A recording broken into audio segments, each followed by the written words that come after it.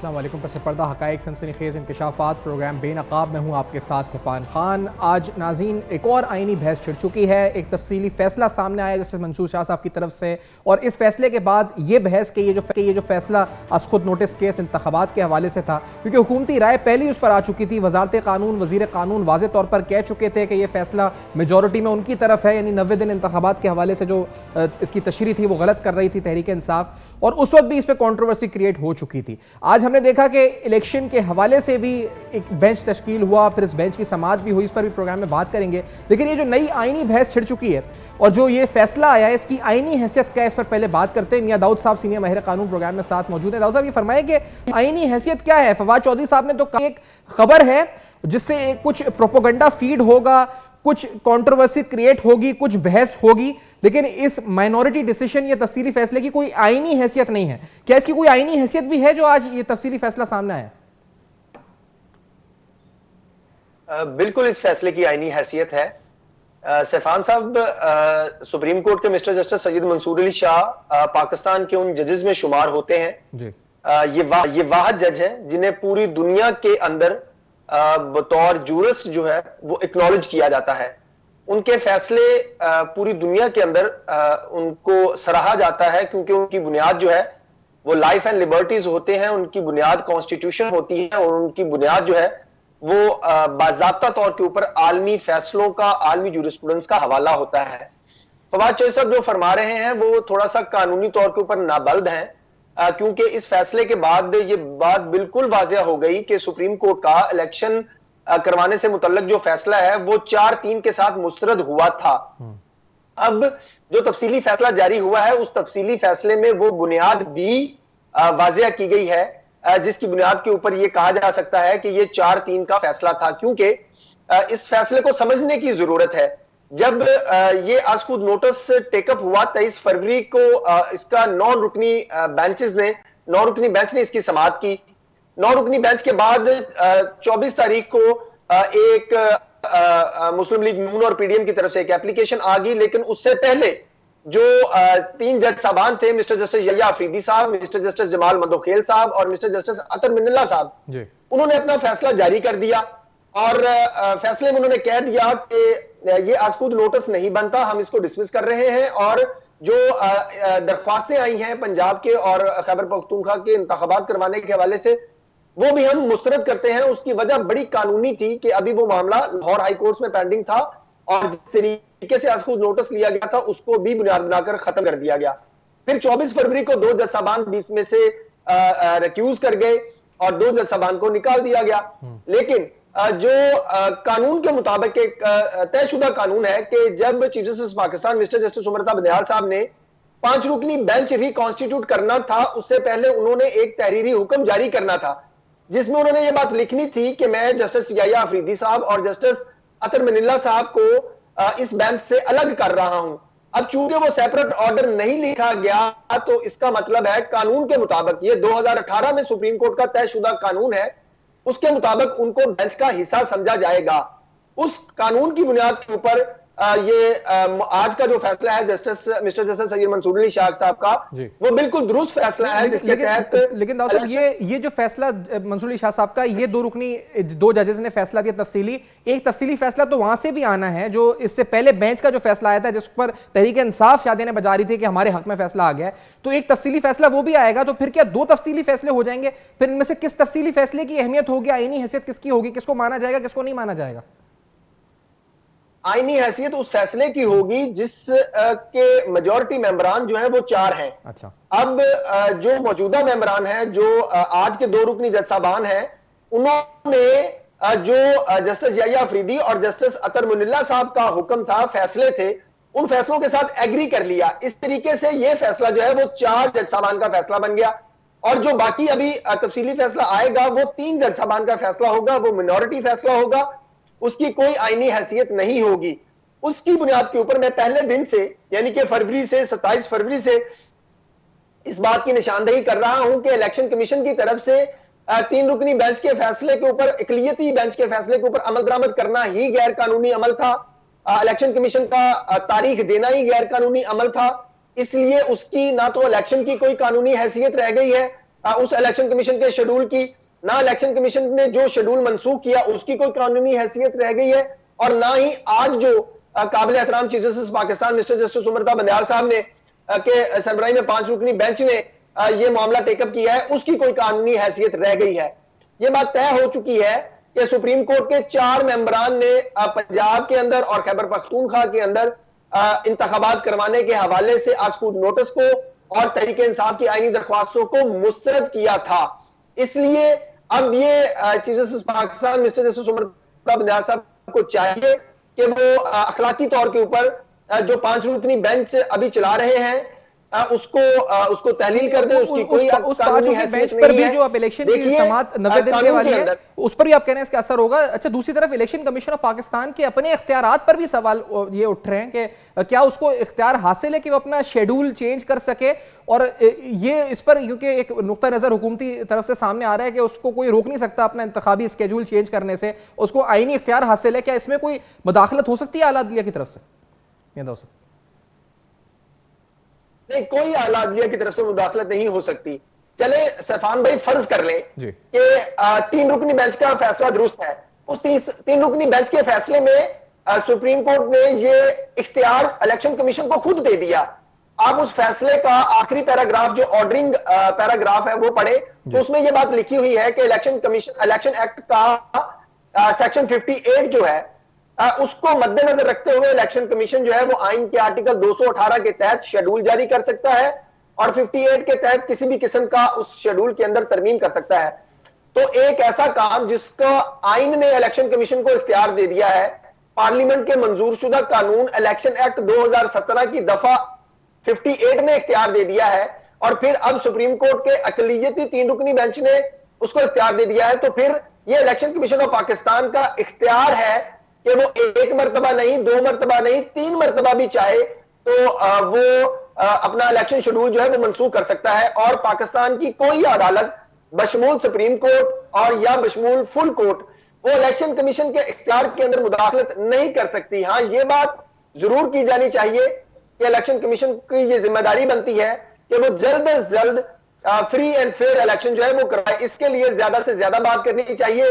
लेकिन ये बात कहनी कि सैफान खान की ख्वाहिश के मुताबिक, मियां दाऊद की ख्वाहिश के मुताबिक, या सुप्रीम कोर्ट की ख्वाहिश के मुताबिक, या फौज की ख्वाहिश के मुताबिक, या किसी सियासी जमात की ख्वाहिश के मुताबिक इलेक्शन कमीशन जो है वो शेड्यूल जारी करे, तो ये इलेक्शन कमीशन के इख्तियारात में उसकी आजादी में मुदाखलत करने के मुताबिक होगा। ये अनफॉर्चुनेटली जिस तरह आप कह रहे हैं कि ये हो कि ये बेंच खत्म कर दिया जाए, इस पे मजीद समाअत ना हो, या फिर अब आप कह रहे हैं जिस तरह के उस फैसले की अहमियत है और दूसरा फैसला जो आएगा उसकी अहमियत नहीं होगी, ये आप इंटरप्रेट कर रहे हैं। लेकिन अगर आला अदलिया समाअत भी जारी रखती है और इस पर कोई फैसला भी अगर मुमकिन तौर पर आता है इलेक्शन कमीशन के, तो हालात क्या मजीद बिगाड़ की तरफ जाएंगे या सुधार की तरफ जाएंगे? और ऐसी सूरत में फिर रास्ता क्या निकलेगा अगर कोई और फैसला आ जाता है यहां से और ये समाअत चलती है ऐसी? तो सैफान भाई, ये बिगाड़ की तरफ ही जाएंगे। अच्छा। आप 2016 से देख लें, चंद जज साहबान के कुछ अदालती फैसले हैं, उन्होंने पाकिस्तान के अंदर जो है वो माहौल खराब किया है, सियासी तौर के ऊपर अनारकी फैलाई है। आप भी मीडिया से वाबस्ता हैं, मेरा भी मीडिया का तजर्बा है, और हम इस कानूनी मामला को बड़े अच्छे तरीके से समझते हैं। हम सारे बैठ के कौन से एक सवाल पूछ लेते हैं कि क्या आज के दिन तक सुप्रीम कोर्ट का या आला अदलिया का कोई ऐसा फैसला आया है जिसकी वजह से पाकिस्तान के अंदर अमन पैदा हुआ है, जिसकी वजह से पाकिस्तान के अंदर भाईचारा पैदा हुआ है, जिसकी वजह से पाकिस्तान की सियासी और इंतजामी तौर के ऊपर आसूदगी आई है, खुश असलूबी आई है? नहीं आया। बल्कि हम 2017 से ये देख रहे हैं कि सुप्रीम कोर्ट के चंद जज साहबान के फैसले मुसलसल पाकिस्तान के अंदर सियासी तौर के ऊपर, मुआशी तौर के ऊपर, समाजी तौर के ऊपर अनारकी पैदा कर रहे हैं, बदमनी पैदा कर रहे हैं, बौछार पैदा कर रहे हैं। मजीद बिगाड़ कर जाएंगे। सर, एक ब्रेक लेनी है हमें मियां दाऊद साहब, इस ब्रेक के बाद आते हैं, मजीद गुफ्तगू इस पे जारी रखते हैं। दीगर पैनलिस्ट से भी सवाल, सियासी इसका हल तो निकला नहीं है, लेकिन क्या एक नई आईनी बहस छिड़ चुकी है, एक नया कानूनी महाज खुल चुका है, कोई नया पेंडोरा बॉक्स खुल चुका है? ये सब सवाल इस ब्रेक के बाद हमारे साथ रहेंगे।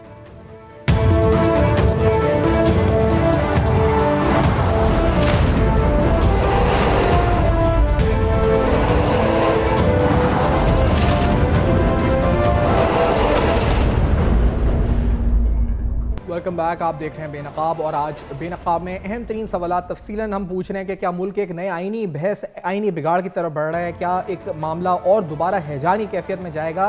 इस सूरत हाल पर अहमद राज महबूब साहब सरबराह पिलडाट प्रोग्राम में बात कर रहे हैं, हमारे साथ मौजूद हैं, उनसे बात करते हैं। अहमद राज साहब, इससे पहले यह था मामला कि शायद फुल कोर्ट बन जाए, उधर तफसील एक फैसला हो जाएगा इलेक्शन के बारे में। आज ये जो फैसला सामने आया तफसीली जस्टिस मंसूर अली शाह साहब ने जो और दूसरे जज का, इसके बाद यकसर क्या सूरत हाल तब्दील हो गई है? आपको अब क्या नजर आता है? क्या अब भी फुल कोर्ट बनना चाहिए या अब ये समाअत ही नहीं होनी चाहिए सुप्रीम कोर्ट में इलेक्शन की डेट के हवाले से? अहमद राजा साहब, ये मेरे ख्याल में तो सुप्रीम कोर्ट के अंदर समाअत होनी चाहिए, क्योंकि बहरहाल ये किसी पार्टी को इसके ऊपर एतराज था कि जो फैसला किया है इंतखाबात को मुलतवी करने का, पीटीआई उससे तो मुत्तफिक नहीं है। लिहाजा अब जाहिर है उनको सुप्रीम इलेक्शन कमीशन के फैसले के खिलाफ अगर अपील करना है तो उसके लिए तो फोरम सुप्रीम कोर्ट है। तो सुप्रीम कोर्ट में सिवाय फुल कोर्ट के और शायद कोई बेंच या फुल बेंच या बड़ा बेंच वो शायद उसका फैसला कबूल मुश्किल से होगा। तो जो चीज बेस्ट चांस है हमारे पास, एक मुत्तफिका फैसला या एक ऐसा फैसला जिसके बाद उससे बेहतर फैसला नहीं हो सकता कोई फोरम, वो फुल कोर्ट का है। तो मेरे ख्याल में यही एम्प्लॉय होना चाहिए और चीफ जस्टिस साहब जो है वो फुल कोर्ट का को कन्वीन कर लें और उसके अंदर ये बात तय हो जाए। फिर जो तय हो जाए उसे सबको कबूल कर लेना चाहिए। तो लेकिन अहमद साहब, ये ऐसा होता हुआ नजर आता है आपको? क्योंकि जो अब हमें नजर आ रहा है कि बाकायदा इख्तलाफ वाज़े तौर पर नजर आ रहा है। हम डिविजन्स की बात करते हैं, हम ये कह सकते हैं कि कंट्रोवर्शियल तो मामला हो चुका है ना, कि क्या हमने जजेस के जो तफसीला फैसला देखा है इसके बाद तो यकीनी तौर पर ये वाज़े और हो गया ये कि डिविजन्स हैं।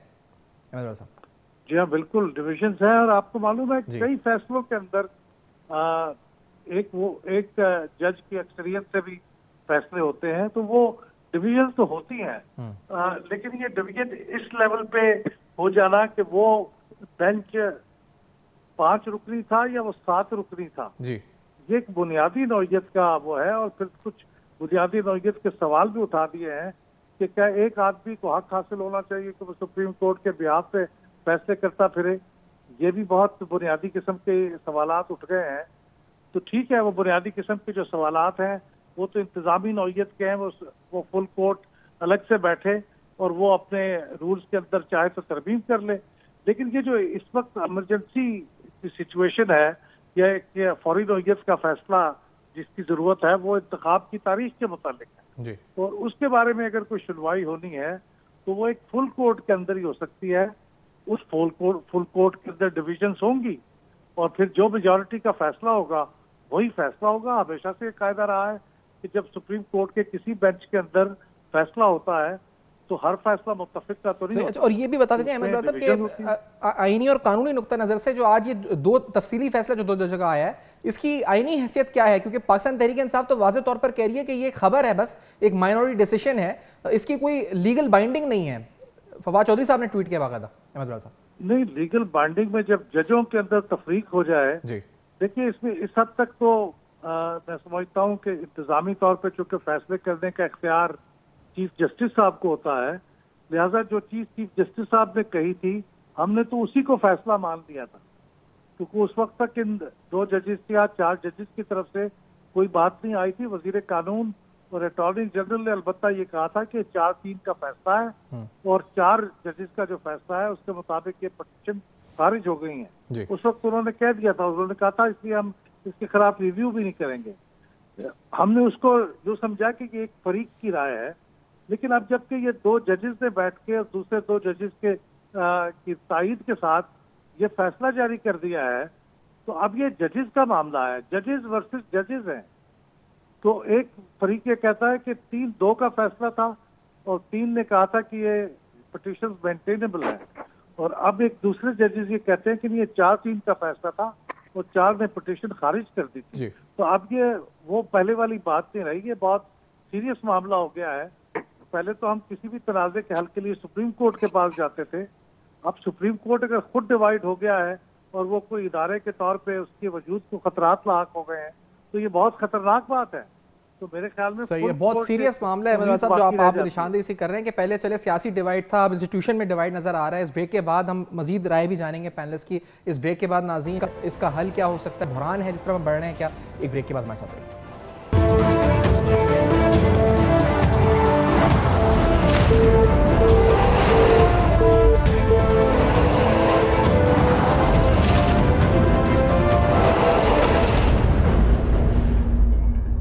Welcome back. आप देख रहे हैं बेनकाब, और बेनकाब में कुछ अहम सवाल उठा रहे हैं। अहमद बिलाल महबूब साहब अभी फरमा रहे थे कि ऐसी नज़ीर नहीं मिलती, यानी सियासी बहरान तो हमने देखा है, लेकिन ये कि एक मुअज़्ज़ज़ अदलिया के अंदर हमें मुबैना तौर पे डिवीजन जिसकी अहमद बिलाल सदरा पीरियड बात कर रहे थे नज़र आ रहे हैं।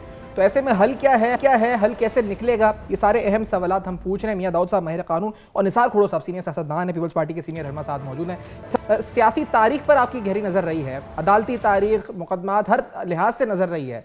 ये नज़ीर देखिए आज आपने जिस तरह एक 2 रुकनी जजेस ने एक तफसीली फैसला जारी किया है। अब यही एतराज हो रहा है कि वो बेंच 5 रुकनी था या बेंच 7 रुकनी था, और इसका हल आगे क्या होगा, क्योंकि अब तो मुअज़्ज़ज़ अदलिया के अंदर भी हमें डिवीजन जजों में नजर आना शुरू हो गए। निसार खोड़ो साहब, मैंने 2 रुकनी बेंच का फैसला पढ़ा नहीं है, मैंने सुना नहीं है। आप बताएं क्या उन्होंने फैसला किया है, तो फिर मैं कोई कमेंट कर सकता हूं। जी खोड़ा साहब, उन्होंने जो जस्टिस मंसूर अली शाह साहब ने जो फैसला लिखा है, उस फैसले के अंदर उन्होंने एतराज़ उन्होंने किया है कि जो सुप्रीम कोर्ट ने ये कहा था, उन्होंने कहा मेजॉरिटी डिसीजन 4-3 का ये है कि जो इंतखाबात 90 दिन के हवाले से असखुद केस था जिसकी समाअत हुई थी जस्टिस बंदियाल साहब, और जो पिछला बेंच था उसमें उन्होंने कहा जी हमारा फैसला भी शामिल है, आप उसको माइनस नहीं कर सकते।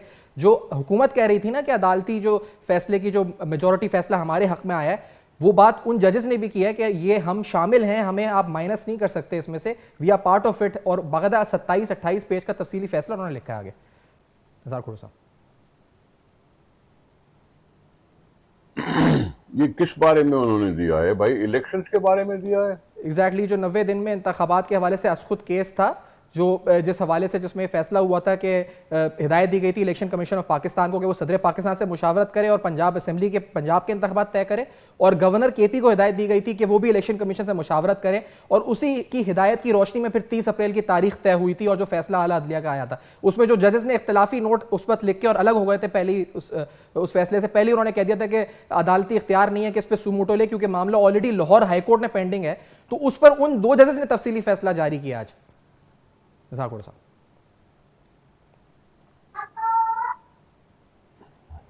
अब इस पे कमेंट क्या किया जा सकता है कि जज साहबान भी समझते हैं कि हम जो मर्जी आएगा वो कह देंगे। पहले उन्होंने कहा था कि जी लाहौर हाई कोर्ट में पेंडिंग है, इसलिए हमें सुप्रीम कोर्ट को सुओ मोटो लेना नहीं चाहिए।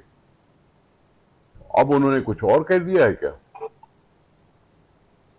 बाकी रही बात सुप्रीम कोर्ट की, तो सुप्रीम कोर्ट ने ये देखें, बाकी रही बात सुप्रीम कोर्ट की, तो मैं समझता हूं कि उन्होंने अपने फैसलों में लिखा है कि जी आप मशवरा करें सदर साहब से और मशवरा करें गवर्नर केपी से और इलेक्शन की डेट दें। अब अगर मशवरे की बात की गुंजाइश वो रखते हैं तो फिर 30 अप्रैल तो 90 दिन से ऊपर है। सदर साहब को क्या अख्तियारात आ गए थे सुप्रीम कोर्ट की तरफ से कि वो 90 दिन को बढ़ा के 120 दिन कर दें? क्योंकि उनके हिसाब से 90 दिन तो 10 अप्रैल को पूरे होने थे, फिर उन्होंने अपनी मर्जी से 30 अप्रैल कर दिया। केपी ने कोई अभी टाइम ही नहीं दिया था। अब जब इलेक्शन कमीशन ने 8 अक्टूबर का ऐलान किया तो केपी के गवर्नर ने भी कहा कि हमारी इलेक्शन भी 8 अक्टूबर को कराई जाए। अब गुंजाइश थी इसलिए तो ये सब कुछ हो रहा है ना। अब गुंजाइश दी क्यों सुप्रीम कोर्ट ने? क्या आइन उसकी इजाजत देता है? ये सवाल है सुप्रीम कोर्ट से। आप मेरे से सवाल करके क्या मालूम करेंगे? अच्छा निसार साहब, ये बताएं कि क्योंकि ये जिस तरह के मामलात हैं, अभी अहमद बिलाल महबूब साहब भी साथ है प्रोग्राम में, पिलडाट के सरबराह, वो कहते हैं क्योंकि मामलात वैसे तो पार्लियामान में हल होने चाहिए कि इंतखाबात कब हो क्या नहीं हो। जो इमरान खान साहब की रविश रही है तहरीक इंसाफ की कि उन्होंने हर मामले को अदालत लेके गए। अभी भी 90 दिन वाली बात, जब ये इलेक्शन कमीशन ने डेट अनाउंस की 8 अक्टूबर की, ये मामला फिर अदालत में गया, फिर एक बेंच बना, फिर उसकी समाअत। तो इससे आपको लगता है कि मजीद इनस्टेबिलिटी है जान, जो हम स्टेबिलिटी और सियासी इस्तेकाम की बात करते हैं, वो कभी आएगा इस मुल्क में, या यही होता रहेगा, फैसले होते रहेंगे, समातें होती रहेंगी? कुड़ो साहब, बात सुने। मेरा अगर जाती नुक्ता नजर ये है जी कि इमरान खान ने पाकिस्तान के सियासी निजाम को डावाडोल करने की कोशिश की है। इमरान खान के खिलाफ तो vote of no confidence move हो चुका था और उनके साथी छोड़ चुके थे, अपनी पार्टी के मेंबरान छोड़ चुके थे, तो उसको तो पता था कि वोट ऑफ नो कॉन्फिडेंस कामयाब हो जाएगा। इसको देखा देखी उन्होंने असेंबली तोड़ने का ऐलान किया, तो सदर साहब ने एग्री कर लिया, सुप्रीम कोर्ट डिसएग्री की और असेंबली को बहाल कर दिया। वोट ऑफ नो कॉन्फिडेंस हो गया, इमरान खान साहब घर चले गए। यहां पंजाब का मसला कुछ और है। इमरान खान ने वहां असेंबली से परवेज इलाही को कहा कि एतमाद का वोट लो, और उसको एतमाद का वोट मिला। जब एतमाद वोट मिला और अवाम के नुमाइंदे उसको एतमाद का वोट दे रहे थे, तो उसके बाद ये तुक ही नहीं बनती थी कि डिसॉल्व किया जाए, केपी की असेंबली डिसॉल्व की जाए। ये हरकत थी इमरान खान की तरफ से, जानबूझकर सियासी निजाम को डामाडोल कर रहे थे। डामाडोल करने का अपनी जगह पे उनका जो सोच है वो नेगेटिव है, और नेगेटिविटी में वो सियासी निजाम की भी परवाह नहीं कर रहे हैं। इलेक्शन में लिखा हुआ, इलेक्शन एक्ट में लिखा हुआ है कि 1 डे पोल। इस तरह से 2 सूबों की पहले इलेक्शन और 3 जगहों पे और इलेक्शन, ये दरअसल पाकिस्तान को तोड़ने की कोशिश थी। अब ये पाकिस्तान को तोड़ने की कोशिश इमरान खान कर रहा था कि उसने परवेज इलाही को कह दिया कि तोड़ दो। परवेज इलाही ने यहां तक भी कह दिया कि अब मैं तुम्हें रोकता रहा हूं बाबा के असेंबलियां मत तोड़ो, अब अपना हशर देखो। ये परवेज इलाही साहब का बयान भी था। उसके बाद वो फिर गए उस बयान से अपनी जगह पे, लेकिन अखबार में छप गया। तो जब परवेज इलाही साहब उसको कह रहे थे कि जी असेंबलियां मत तोड़वाओ, तो इमरान खान को नहीं तोड़वानी चाहिए थी। उन्होंने जबरदस्ती तोड़वा के एक्चुअली पाकिस्तान को डिवाइड करने की कोशिश की कि पंजाब और केपी में चली जाए, इलेक्शन हो जाए, हुकूमतें आ जाएं। जो इस तरह की हुकूमतें या इस तरह की इलेक्शन कराना चाहता है, वो दरअसल इलेक्शन को सवालिया निशान बनाना चाहता था, पाकिस्तान की इलेक्शन पर इन्फ्लुएंस करना चाहता था, पाकिस्तान की इन्फ्लुएंस के इलेक्शन को फिर से वही रिगिंग का बंदोबस्त कर रहा था। ये गलत बात है जो इमरान ने की थी, उसको तोड़वाने की कोई जरूरत नहीं थी। अवाम का वोट था, अवाम के वोट के साथ अगर 5 साल असेंबली चलती है तो कोई बुराई नहीं है। क्योंकि हम जब कहते थे इमरान खान से कि तुम जल्दी इलेक्शन करवाओ, तो वो खुद कहता था कि 23 का इंतजार करो, 2023 का इंतजार वो खुद कहता था। अब अगर हम कहते हैं कि 2023 का इंतजार करो, तो उसको बुरा क्यों लग रहा है?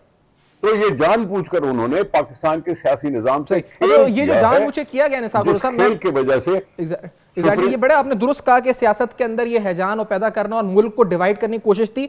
मियां दाऊद साहब, कानूनी नुक्ता नजर से ये तो कोशिश जारी रहेगी अब मजीद इनस्टेबल करने के लिए, जिस तरह आप एक पिटीशन फिर दूसरी पिटीशन, जो मैं निसार साहब से पूछ रहा था, मैं आपसे पूछूंगा मियां दाऊद साहब, तो क्या इसको कोई रोकना होगा मौजूदा अदलिया को भी कहीं पर, और आज की इस तफसीली फैसले की रोशनी में कि जी ये फुल स्टॉप है, इसके बाद अब अपने मामला जो है ना अपना मैस आप यहाँ नहीं लेकर हैं अदालत के अंदर, जो इमरान खान साहब तो हर 2 दिन बाद कोई पिटीशन लेके आ जाएंगे, बल्कि हर घंटे पिटीशन जारी होती है वहां से। मियां दाऊद साहब, कहां रुकेगा ये मामला?